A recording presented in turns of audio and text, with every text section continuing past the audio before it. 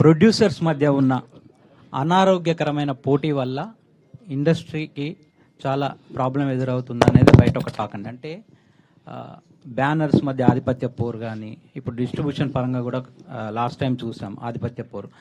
దీనివల్ల ఇప్పుడు పాపం ఎవరైనా ప్యాషన్తో వద్దాం అనుకున్న ప్రొడ్యూసర్స్ కానీ వీళ్ళకి చాలా ఇబ్బందులు అనేవి ఎదురవుతున్నాయి సార్. అంటే బడ్జెట్స్ పెరిగిపోవడము, లార్జర్ దెన్ బడ్జెట్లు అనేవి లార్జర్ దెన్ లైఫ్లో వెళ్ళిపోవడం, అంటే సినిమా రేంజ్ అనేది పెరగడం వల్ల ప్యాషన్తో కాన్సెప్ట్ బేస్డ్ సినిమాలు చేద్దాం అనుకున్న ప్రొడ్యూసర్స్ కొత్తగా రాలేని పరిస్థితి ఎదురవుతుంది సార్.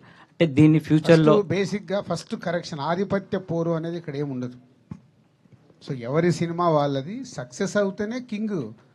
దిల్ రాజు అయినా ఇంకోరైనా సక్సెస్ కానప్పుడు ఏముంటుంది, 3 రోజులు కూడా ఆ సినిమా గురించి మాట్లాడరు, మండే రోజుకి మర్చిపోతారు. సో సక్సెస్ఫుల్ తీయటానికి వర్క్ చేయాలి. కానీ ఇక్కడ ఆధిపత్య పోరు అనేది మన తెలుగు ఫిలిం ఇండస్ట్రీలో లేదు. నో సార్, అంటే ఇన్ ద సెన్స్ ఏంటంటే ఇప్పుడు మీరు ఒక హీరోతో, ఒక మిడ్ రేంజ్ హీరోతో మీరు తక్కువ రెమ్యునేషన్ ఇచ్చి మీ సినిమాకి పెట్టుకుంటారు సార్. యాక్చువల్గా మీరు కంఫర్టబుల్గా సినిమా చేస్తారు. బట్ మీ కాంపిటీషన్ లేకపోతే ఇంకో బ్యానర్ ఉంటుంది, వాళ్ళు మీరు ఒక 40 కోట్లలో చేసిన సినిమాను ఇప్పుడు వాళ్ళు 70-80 కోట్లలో ఆ హీరోతో సినిమా చేస్తున్నారు.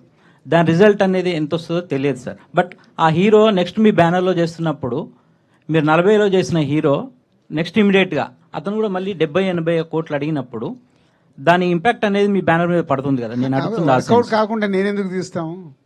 వర్కౌట్ అవుతాను ఎవరైనా. ఇప్పుడు నువ్వు జీలో పని చేస్తున్నావు, నీకు ఇంకో కంపెనీలో శాలరీ ఇస్తారు, నువ్వు మార్చుకొని వెళ్ళవా? అంటే ఆలోచిస్తాను కదా సార్. అంటే దాని బ్యాక్గ్రౌండ్ అదంతా. 2 లక్షలు ఇస్తామంటే వెళ్ళిపోతావుగా. ఎందుకంటే నీ దగ్గర కెపాసిటీ ఉంది, జర్నలిస్ట్గా నువ్వు పని చేస్తావంటే పక్క ఛానల్ నీకు ఆఫర్ ఇస్తారు. ఇక్కడ కూడా అంతే వాల్యూ.